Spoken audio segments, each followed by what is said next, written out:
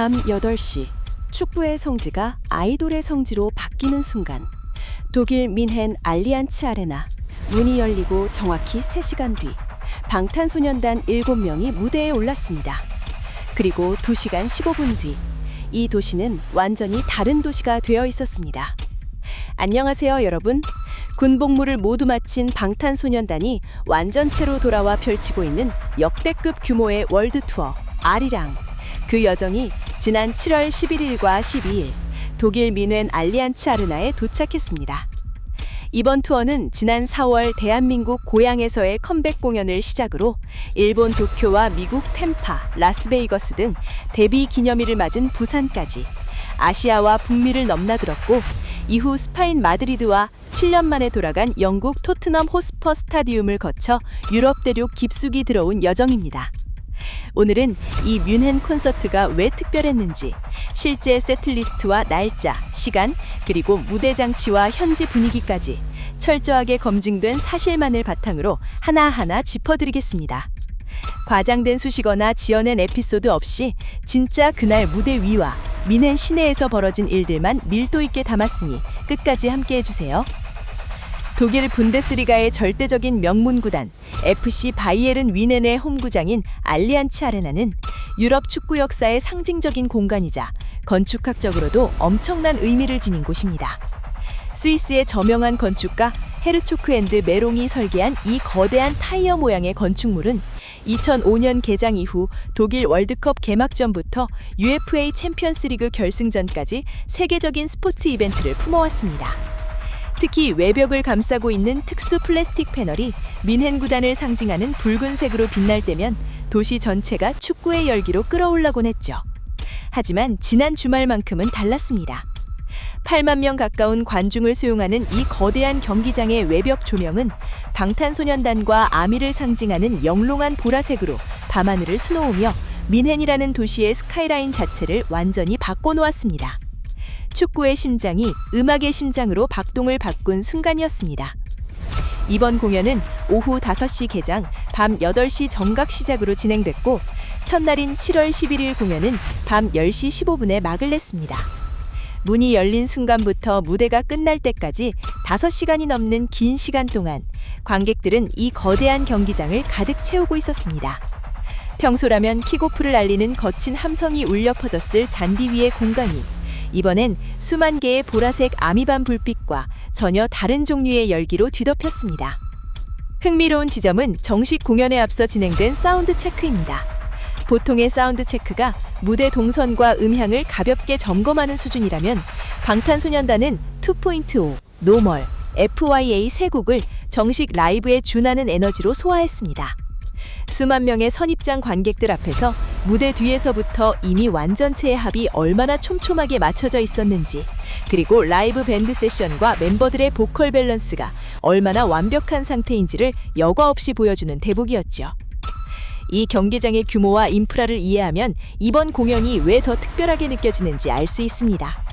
알리안츠 아레나는 개장 당시 약 8만 명을 수용할 수 있도록 설계됐고, 이후 여러 차례의 좌석 개축을 거쳐 현재는 안전을 위해 약 6만 9천석 규모로 엄격하게 운영되고 있습니다. 유럽 최고의 안전 등급을 자랑하며 챔피언스리그 결승전까지 개최할 수 있는 이 최고 등급 경기장이 온전히 한 팀, 방탄소년단 하나만을 위한 거대한 라이브 하우스가 됐다는 사실은 현재 글로벌 음악 시장에서 이들이 차지하는 위상을 가장 직관적으로 보여주는 지표입니다. 이번 민헨 콘서트의 진짜 매력은 수십 대의 대형 4K LED 스크린이나 허공을 가르는 키네틱 조명 같은 화려한 시각적 연출을 걷어내고, 오직 음악과 세트리스트 그 자체만으로도 하나의 완벽한 서사가 구축되었다는 점입니다. 공연의 포문은 강렬한 록 사운드를 기반으로 한 신곡 훌리건이 열었습니다. 스타디움을 찢어놓을 듯한 드럼 비트와 함께 무대에 등장한 7멤버는 한치의 오차도 없는 칼군무로 시작부터 관객의 숨통을 쥐고 흔들었습니다. 이어 에일리언스로 분위기를 끌어올린 뒤 라이브 밴드 리믹스로 훨씬 더 묵중하게 재구성된 런 BTS, 감성적인 They Don't Know About Us, 그리고 Like Animals가 쉼없이 휘몰아쳤습니다.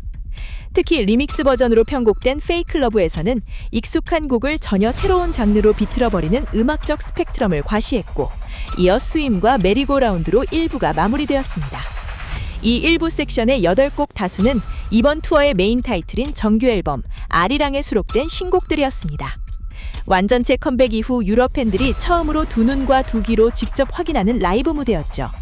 데뷔 초기의 도끼 품은 강렬한 에너지를 오마주한 곡들과 30대에 접어든 멤버들의 성숙하고 세련된 사운드가 한 세트 안에서 물 흐르듯 자연스럽게 이어지는 구성이었습니다. 이는 단절이 아닌 진화의 과정을 무대 위에서 그대로 증명하는 것이었습니다. 2부는 앨범 수록곡 2.0과 노멀로 다시 문을 열었습니다. 그리고 분위기가 반전되며 리믹스로 편곡된 Not Today의 전주가 흘러나오자 알리안츠 아레나를 가득 채운 독일 팬들은 유럽 축구장에서나 들을 법한 발구르기와 압도적인 떼창으로 경기장을 진동시켰습니다. 이어 힙합 베이스의 마이크 드랍, 신보의 타이틀급 트랙 피아, 그리고 피아의 불타오르는 요소가 절묘하게 가미된 메가 히트곡인 파이어가 연달아 터지며 스타디움의 에너지는 한계치에 다다랐습니다. 바디 투 바디와 페스티벌의 절정을 연상시키는 아이돌로 2부가 마무리되기까지 방탄소년단이 데뷔 초기부터 지금까지 걸어온 궤적이 억지스러운 이음새 없이 하나의 웅장한 교향곡처럼 촘촘하게 이어졌습니다. 그리고 이어진 언코르 무대, 컴오버로 다시 무대에 오른 멤버들은 버터와 다이너마이트라는 이들을 빌보드와 팝의 최정상에 올려놓은 글로벌 메가 히트곡들로 관객들을 열광의 도가니로 몰아넣습니다. 수만 명이 영어를 넘어 한국어 랩까지 완벽하게 따라 부르는 장관이 연출되었죠. 하지만 방탄소년단은 여기서 끝내지 않았습니다. 이어 실버스푼, 즉 뱁새로 초창기 힙합 바이브를 소환하더니 팬들을 향한 달콤한 경고인 파이파이퍼와 진솔한 마음을 담은 플리즈로 순식간에 분위기를 깊고 짙게 전환했습니다. 스타디움의 열기를 단숨에 친밀한 소극장처럼 만들어버리는 무대 장악력이었습니다.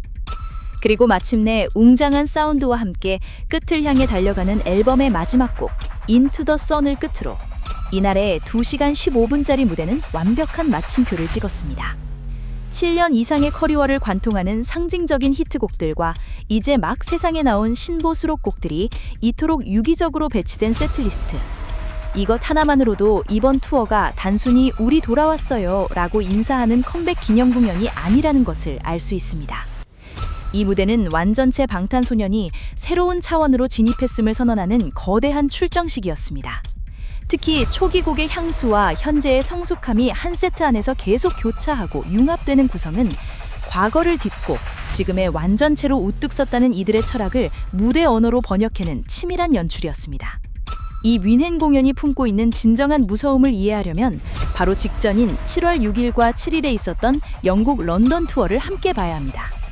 영국 런던 토트넘 폿스퍼 스타디움에서 열린 이 공연에는 이틀 동안 무려 13만 명에 달하는 관객이 모였습니다. 방탄소년단이 7년 만에 다시 밟은 영국 무대에서 그들은 엄청난 에너지를 쏟아부으며 재회의 감동을 나눴습니다. 그리고 불과 나흘 만에 그들은 바다를 건너 독일 뮌헨에 도착해 다시 한번 7만 명 규모의 완전체 무대를 펼쳐냈습니다. 하루 이틀 만에 국가와 국경을 옮겨다니며 수만 명 규모의 대형 스타디움 공연을 연이어 소화한다는 것은 상상을 초월하는 체력과 정신력을 요구합니다. 무대 세트를 해체하고 이동하고 다시 조립하는 물류의 기적은 차치하더라도 멤버 7명이 국경을 넘나드는 강행군 속에서도 라이브의 흔들림이나 퍼포먼스의 완성도를 1%도 타협하지 않았다는 점에 주목해야 합니다. 솔로 활동과 군 복무라는 긴 공백기 동안 이들이 각자의 역량을 얼마나 극한으로 끌어올렸는지, 그리고 다시 모인 7명의 합이 어느 정도 궤도에 올랐는지를 증명하는 대목입니다. 이 여정은 여기서 멈추지 않습니다. 뮌헨 공연이 끝나기 무섭게 이들은 며칠 뒤 프랑스 파리 스타드 드 프랑스 무대에 오르며 쉴 틈 없는 유럽 정복을 이어갑니다. 뮌헨이라는 도시 전체가 입은 경제적, 문화적 파급력도 짚고 넘어가지 않을 수 없습니다. 콘서트 기간 동안 뮌헨 시내는 전 세계에서 몰려든 아미들로 발디딜 틈이 없었습니다. 뮌헨 중앙역부터 경기장으로 향하는 우반 지하철 노선은 배차 기간을 평소의 반으로 줄여 특별 운행을 해야 했고, 마리엔 카라츠를 비롯한 시내 주요 관광지와 호텔, 식당들은 평소 대비 수배에 달하는 매출을 기록하며 BTS 특수를 톡톡히 누렸습니다. 더욱 흥미로운 현상은 이번 뮌헨 공연 전후로 방탄소년단의 과거 발표곡 안판만이 미국 빌보드 차트에 깜짝 재진입했다는 사실입니다. 신보 타이틀곡 활동과 메가톤급 월드 투어가 톱니바퀴처럼 굴러가는 가운데 철저히 공연 위주로 구성된 세트리스트의 영향으로 과거의 곡들까지 전 세계 음원 차트를 다시 역주행하는 흐름이 만들어진 것이죠. 완전체 컴백이 만들어낸 폭발적인 화제성이 단순히 공연장 안에만 머무는 것이 아니라 전 세계 음악 시장 전반의 소비 패턴을 뒤흔들고 있다는 확실한 신호로 읽힙니다. 이런 굵직한 흐름 속에서 열린 뮌헨 공연은 그저 유럽 투어 중 하루 들르는 정거장이 아니었습니다. 전 세계가 방탄소년단의 압도적인 폼과 존재감을 다시 한번 실시간으로 확인하는 검증의 자리였죠. 지난 4월 한국의 고향에서 시작된 이 대장정은 앞으로도 끝을 모르고 계속됩니다. 군백기라는 긴 쉼표를 떼어내고 돌아온 7사람이 흔들림 없는 라이브 보컬과 부서질 듯한 퍼포먼스로 신곡과 구곡을 자유자재로 넘나듭니다. 그 모습 자체가 이미 거대하고 완벽한 서사를 완성하고 있습니다. 신규 앨범 프로모션과 대규모 스타디움 투어가 동시에 강행군으로 굴러가면서도 밴드 라이브의 완성도와 무대상 멤버들의 호흡이 찰나의 순간조차 어긋나지 않는다는 점.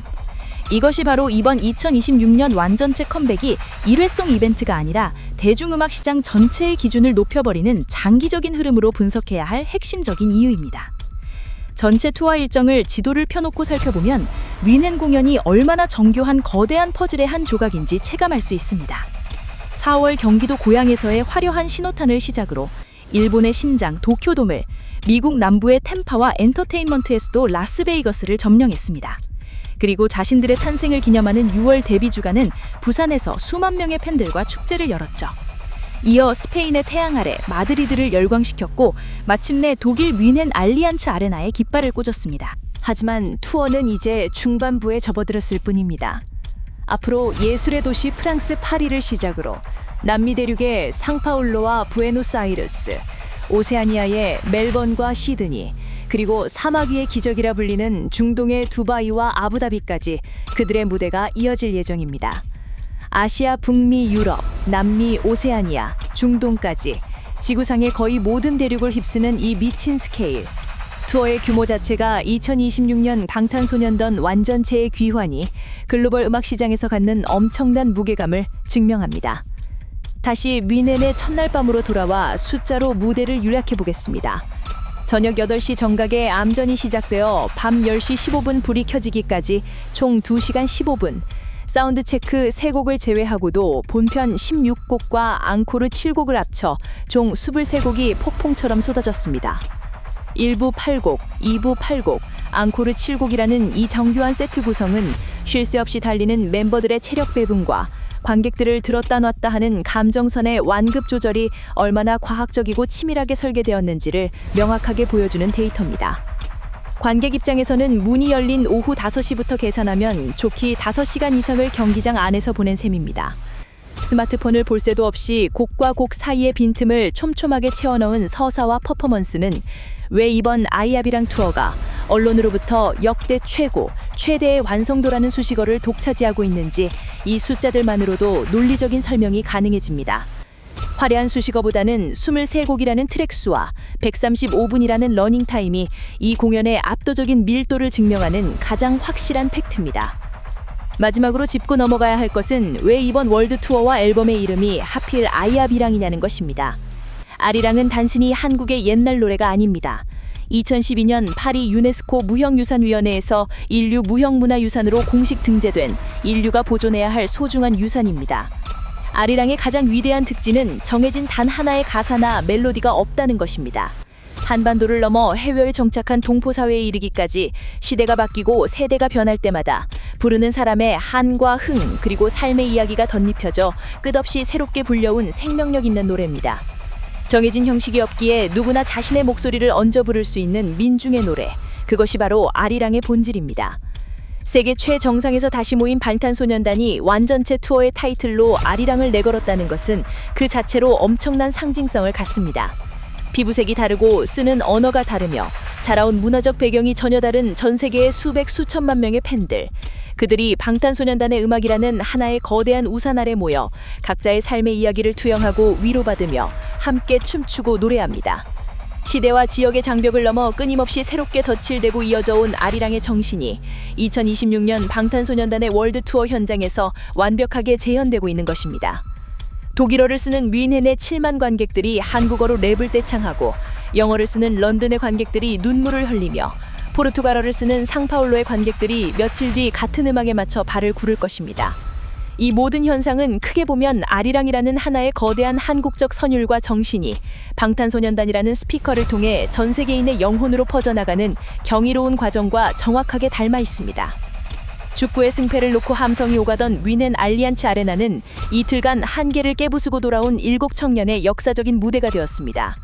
과장된 표현을 걷어내더라도 세트리스트의 구성과 동원된 인원, 그리고 현장의 라이브 퀄리티라는 팩트 자체만으로도 온몸에 전율이 돋는 서사였습니다.